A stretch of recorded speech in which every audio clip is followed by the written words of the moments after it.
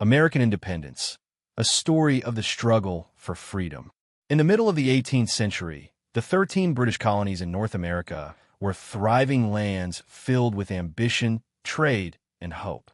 The settlers worked hard to build towns, farms, and ports along the Atlantic coast.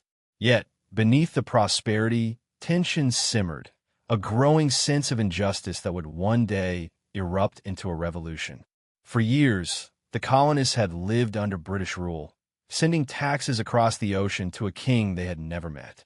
The British Crown saw the colonies as sources of wealth, not as partners in governance.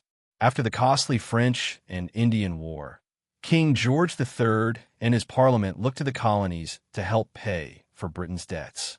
New taxes and strict laws began to appear: the Stamp Act, the Townshend Acts, and finally the infamous Tea Act. At first, the colonists tried peaceful protest. They sent petitions and letters, begging the king to listen. But their pleas were ignored.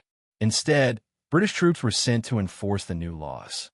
Streets that once echoed with laughter now echoed with the boots of soldiers. The anger of the people grew. In Boston, resistance burned brightest. When Parliament imposed taxes on tea, the colonists decided to make a bold statement.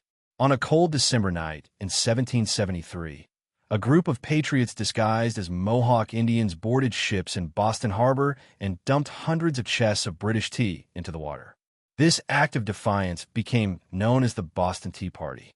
The British were furious.